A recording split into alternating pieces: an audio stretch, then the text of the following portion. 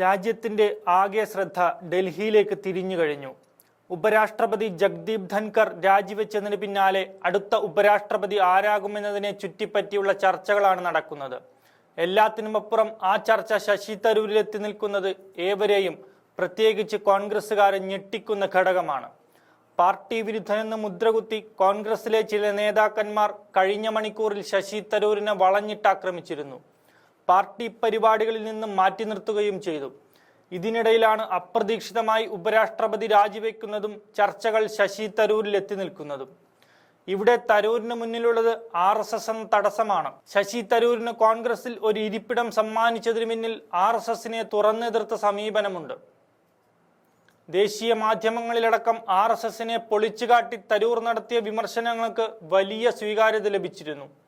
അതേ തരൂർ ഇന്ന് BJPയുമായി അടുക്കുമ്പോൾ എല്ലാം മറന്ന് ക്ഷമിക്കാൻ RSSന് സാധിക്കുമോ എന്ന് കണ്ടറിയണം. രാജ്യത്തെ രണ്ടാമത്തെ വലിയ പൗരനെന്ന പദവിയിലേക്ക് BJP കൈപിടിച്ച് നയിച്ചാൽ അതിനെ തടുക്കാൻ RSS ഇറങ്ങുമോ എന്നാണ് ഏവരും ഉറ്റുനോക്കുന്നത്.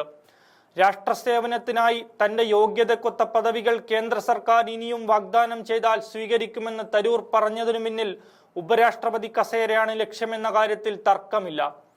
പാകിസ്ഥാനെതിരായ ഓപ്പറേഷൻ സിന്ദൂർ സംബന്ധിച്ച കാര്യങ്ങൾ വിശദീകരിക്കാൻ വിദേശ രാജ്യങ്ങളിലേക്ക് 7 സംഘങ്ങളിൽ ഒന്നിനെ നയിക്കാൻ നേരത്തെ കേന്ദ്ര സർക്കാർ തരൂരിനെ ചുമതലപ്പെടുത്തിയിരുന്നു.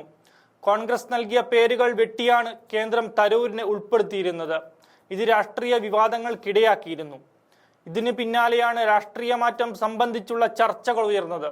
BJPയിൽ ചേരേണ്ടെന്ന തരൂരിന്റെ തീരുമാനത്തിന് പിന്നിൽ നിരവധി കാരണങ്ങളുണ്ടെന്നാണ് തരൂരുമായി ബന്ധപ്പെട്ടവർ പറയുന്നത്.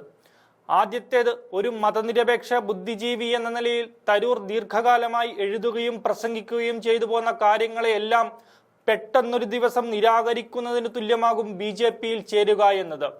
മറ്റൊന്ന്, തരൂർ പാർട്ടിയിൽ വരുന്നതിനോട് BJPയുടെ കേരള ഘടകത്തിൽ ശക്തമായ എതിർപ്പുണ്ട്.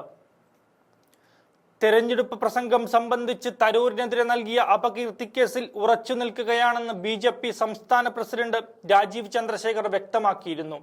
ഈ കേസും കൂട്ടവും നിലനിൽക്കുമ്പോൾ തന്നെ തരൂരിനെ BJPയിലെടുത്താൽ അത് വലിയ രാഷ്ട്രീയ ചോദ്യത്തിന് ഇടയാക്കുമെന്നാണ് കേരളത്തിലെ BJPക്കാർ പറയുന്നത്. ഈ നിലപാടുകളെ തള്ളി പ്രധാനമന്ത്രി നരേന്ദ്രമോദി അടക്കമുള്ള BJP നേതാക്കൾ ശശി തരൂരിനെ തന്നെ വൈസ് പ്രസിഡന്റ് പദവി ഏൽപ്പിക്കാനുള്ള സാധ്യതകൾ വിരളമാണ്.